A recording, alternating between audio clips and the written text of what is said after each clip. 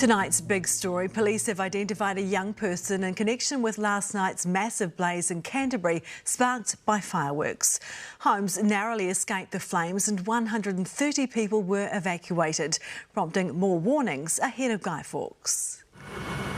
5 kilometres of Pegasus Beach still smouldering after flames lit up the night sky, coming within 100 metres of the Wood End Beach holiday park. Opened my awning, looked in front of me and seen this big bale of flames coming straight towards me. 130 residents were evacuated, woken by text warnings and door knocks. The smoke was pouring through my roof, so I got out straight away in my dressing gown. 5 helicopters and 2 planes fought the flames from the air, dumping water and retardant. Investigation teams arrived early and were quick to identify a familiar cause. Fireworks, once again, wrong time of the year for fireworks. A frightening combination with the region's dry, windy conditions. We don't have much, but what we do have out there we do appreciate. Yep. So it would have been heartbreaking if we lost everything. A stark reminder of the danger pyrotechnics can cause, especially so close to home. Let's talk about these risks a bit more now with Carolyn Press-McKenzie from animal protection group Hoo-Ha.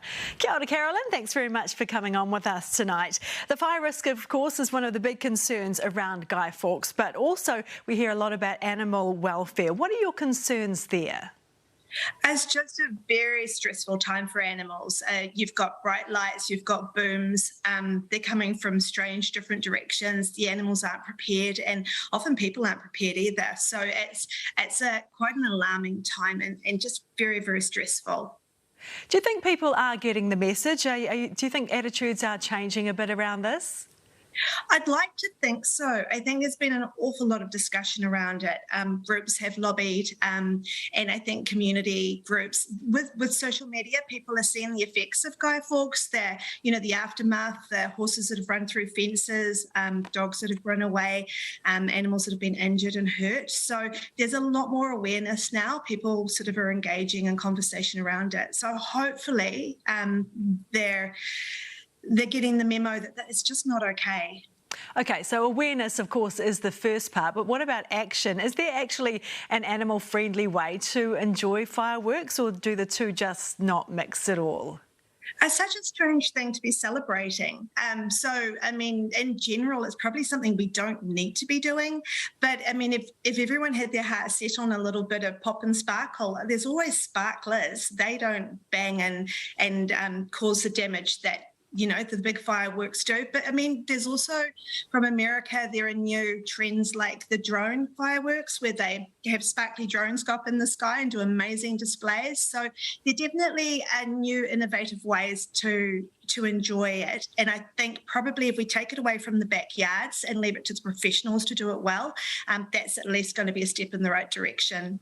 So how else would you like to see behaviour change around fireworks? Are you hoping people will just be convinced to do the right thing, or do you think we need more regulations? What would you like to see happening? It would be great to say people will do the right thing, but there are thrill seekers out there who just sort of think about themselves in these moments. So I think probably there do need to be regulations. It's just, there's no denying animals definitely get harmed. They cause so much stress. They cause stress on families. And then there's the fire, as we've seen. But there's also, there's property damage, and there's also just the worry and concern that it causes the people who are preparing for it and know that it's going to be an effect on their animal. Carolyn, thanks very much for your thoughts tonight. Thank you.